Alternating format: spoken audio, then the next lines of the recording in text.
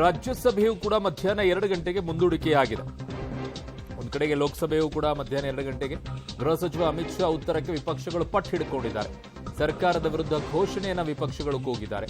ರಕ್ಷಣಾ ಸಚಿವ ರಾಜನಾಥ್ ಸಿಂಗ್ ಅವರು ಉತ್ತರ ಕೊಟ್ಟರು ಕೂಡ ಇಲ್ಲ, ಅಮಿತ್ ಶಾ ಅವರೇ ಉತ್ತರ ಕೊಡಬೇಕು ಅಂತ ಹೇಳಿ ಪಟ್ಟು ಹಿಡ್ಕೊಂಡು ಕೂತಿದ್ದಾರೆ. ಅದರ ಪರಿಣಾಮವಾಗಿ ಲೋಕಸಭೆಯನ್ನು ಕೂಡ ಮಧ್ಯಾಹ್ನ 2 ಗಂಟೆಗೆ ಮುಂದೂಡಿಕೆಯನ್ನ ಮಾಡಿದ್ದಾರೆ. ರಾಜ್ಯಸಭೆಯನ್ನು ಕೂಡ ಮಧ್ಯಾಹ್ನ 2 ಗಂಟೆಗೆ ಮುಂದೂಡಿಕೆಯನ್ನ ಮಾಡಿದ್ದಾರೆ.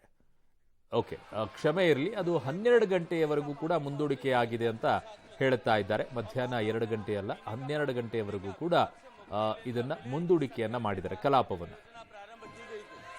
उसके व्यापक परिणाम आज दिखाई देने लगे और पिछले 4 साल के इस योजना के कालखंड में जहां देश में केवल 16% घरों तक पीने का पानी पहुंचता था, आज देश में 72% घरों तक पीने का पानी पहुंचना संभव हुआ और देश में लगभग 11 करोड़ माताओं बहनों को पीने का पानी ढोने के अभिशाप से मुक्ति मिली है। बहुत सारे राज्यों ने 100% घरों तक कनेक्शन प्रोवाइड करने में सफलता प्राप्त की है, लेकिन कुछ राज्यों में निश्चित ही अभी काम की गति को और बढ़ाने की आवश्यकता और इस तरह की शिकायतें माननीय सदस्य ने उल्लेख किया, उसके अतिरिक्त भी जिन राज्यों से इस तरह की शिकायतें आती है उन सारी शिकायतों पर हम तुरंत कार्रवाई करते हैं। झारखंड राज्य में निश्चित ही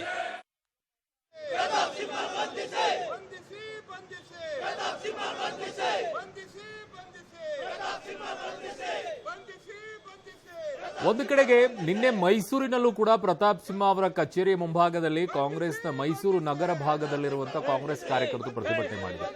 ಇವತ್ತು ಬೆಂಗಳೂರಿನಲ್ಲೂ ಸಹ ಕಾಂಗ್ರೆಸ್ನ ಕಾರ್ಯಕರ್ತರು ಪ್ರತಿಭಟನೆಯನ್ನ ಮಾಡ್ತಾ ಇದ್ದಾರೆ.